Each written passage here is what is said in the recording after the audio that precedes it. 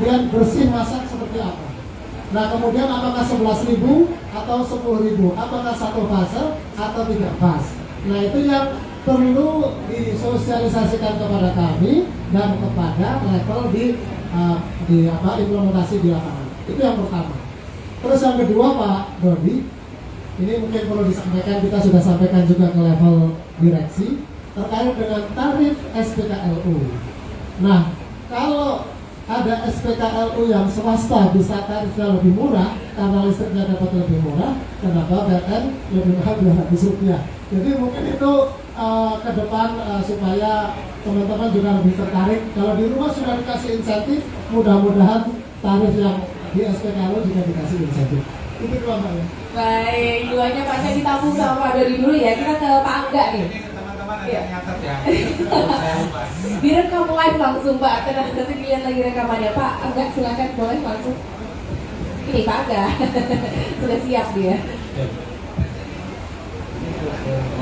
Iya, kira-kira saran masukan atau punya wish apa gitu.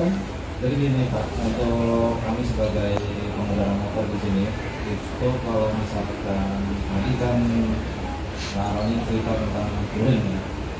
Begitu kita punya legend touring di grid, yaitu Bang Maman di sebelah sana. Itu beliau itu sudah pernah touring pakai listrik, bahkan mungkin itu motor listrik yang pertama kali yang sampai ke sirkuit Mandalika. Iya. Entah kenapa beritanya next itu Universitas Budi Luhur itu ikut berangkat juga dan bilang tahu, tapi yang jelas yang pertama sana. Lalu Bang Maman ini udah sampai ke Sabang 0 km menggunakan motor listrik. Iya, cuman ya itu tadi kendalanya adalah SPLU-nya itu masih tersebarnya kebanyakan di Jakarta atau Jabodetabek. Ketika kita ke arah luar itu mulai jalan SPLU di sana. Jadinya yang memanfaatkan tempat yang ada seperti bensin, musola segala macam gitu. Lalu berikutnya ini kan yang diberi insentif itu dari pengguna mobil listrik ya untuk memahami. Kira-kira bisa nggak pengguna motor misalkan yang bisa menunjukkan bahwa memiliki STNK motor listrik atau gimana juga mendapat tarif khusus? Ya, ini kan pasti akan menarik kawan-kawan juga untuk beralih. Apalagi kan harga BBM makin tinggi, terus sudah gitu kemarin juga ada penyesuaian tarif listrik yang 3.500 ke atas. Ya mungkin biar kawan-kawan ini lebih tertarik yang mungkin rezekinya belum ada untuk membeli mobil listrik bisa beralih dulu ke sepeda motor listrik dengan diiming-imingi insentif dari PLN dari masalah tarif. Mungkin itu aja. Oke, ditampung lagi sama Pak Dodi ya. Sekarang saya ke Pak Antoni dulu, nanti terakhir ke Pak Hendro. Silakan Pak. Kalau dari saya, yang pertama isunya betul seperti Pak Arwani tadi bicarakan. Banyak teman-teman di komunitas kami itu bukan kesulitan, tapi ada masalah dengan instalasi karena apakah dari UP3 lokalnya nggak tahu tentang promosi ini, gitu ya, masih ada gini. Tapi ada juga yang melarang instalasi meteran kedua. Jadi dibilang, oh ini rumah sudah ada meteran, nggak boleh tambah meteran satu lagi gitu. Nah jadi ada teman yang sudah punya mobil listrik dari Ming itu belum bisa pasang wall charger karena dilarang oleh petugasnya untuk memasang meteran kedua.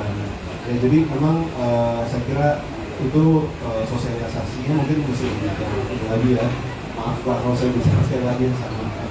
Dan kalau buat saya kedua untuk betul-betul meningkatkan keyakinan masyarakat untuk bisa menggunakan beralih ke mobil listrik, yang terpenting adalah infrastrukturnya.